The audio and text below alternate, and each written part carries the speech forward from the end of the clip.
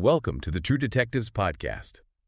Get ready, because we've got another crazy story for you this week. Oh, yeah. Straight from the world of detectives and weird investigations. Well, it was a good time. You know how we do it here. We're diving into the strange happenings in a seemingly peaceful small town where whispers of a mythical creature, you guessed it, Oh, boy. turned into a full-blown panic. I love these. Small towns, big mysteries. Exactly. Never know what you're going to find. Never know, never know. We're going to look at the evidence, the local legends, and the unexpected turns this investigation took. You ready? I am so ready. Let's do it. Okay, so imagine this. You're a detective, right? Right. Sitting at your desk, maybe you're going through some reports, Yeah. and then bam, a file lands in front of you labeled Bigfoot. Whoa. That was Detective Sarah Lin's introduction to this whole thing. Ah. I can only imagine that initial weariness, right? Oh, absolutely. Small town detective work, you know. You think you're in for a quiet time, Right. and the Bigfoot shows up. But here's the thing. This wasn't just any sleepy little town. Hollow Creek, now on the surface, this place was picture perfect, like right out of a postcard. Charming. But beneath that charm, oh man, there was this long-standing legend of the Hollow Creek Howler. We're talking missing hikers, livestock disappearing, Classic. all blamed on this creature. That kind of story that makes you think twice about a camping trip, right? Absolutely. Well, suddenly these whispers turned into shouts. It was like a frenzy of sightings, blurry photos online, panicked farmers, Oh. tourists flooding the town hoping to catch a glimpse. Makes sense, though, right? Everyone loves a good monster mystery. Oh, yeah. Now, Detective Lin, she's no fool, and her internal alarms are going off. Something wasn't right. And what makes it even fishier, a developer recently showed interest in Hollow Creek, promising big changes. The whole modernizing spiel. So it's not just Bigfoot, then. We got some human drama mixed in here, some real-world stakes. Yeah, and the timing, well, let's just say it was a little too convenient. Detective Lin arrives in Hollow Creek, and right off the bat, her interactions, especially with the mayor, just deepen her suspicion. This guy, all forced smiles. I don't like that. Right. Denying any real threat, but totally avoiding any talk about the stalled development deal. Classic politician deflecting the tough questions. What's he hiding? That's what Detective Lin wants to find out. Now, the files describe this one night that she spends at a rented cabin deep in the woods, and I gotta tell you, this part gives me chills. Just absolute silence. Oh, yeah, that thick kind of quiet you only get out in the country. And then it hits a howl. But not just any howl. This is described as deep, guttural, unsettlingly close. Even Detective Lin, this seasoned detective, admits to feeling a shiver of fear. Well, yeah, when the hair on the back of your neck stands up, you know something's up. The next morning, Detective Lin's out with her flashlight.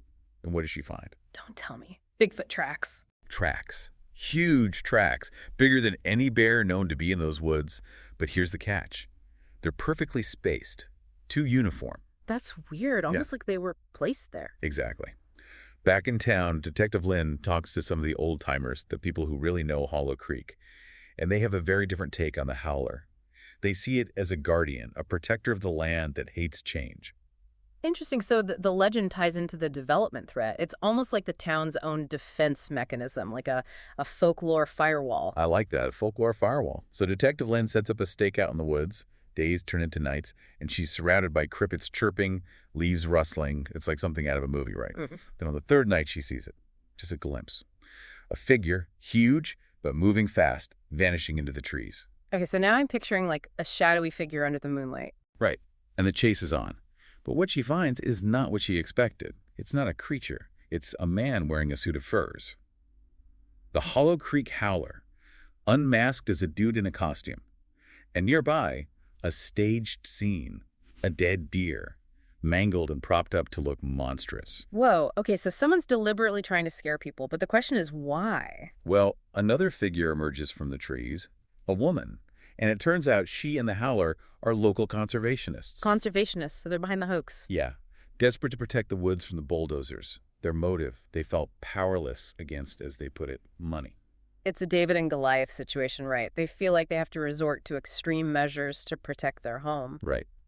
But Detective Lin's torn. She gets their motivation, but they did terrify a whole town. Yeah, that's a tough one. Good intentions, but causing panic is never okay.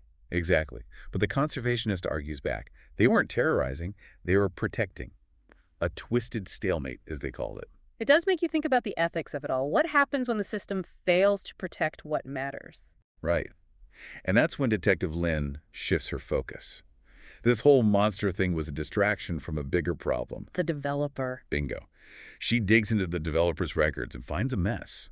Shell companies, shady land deals, and guess what?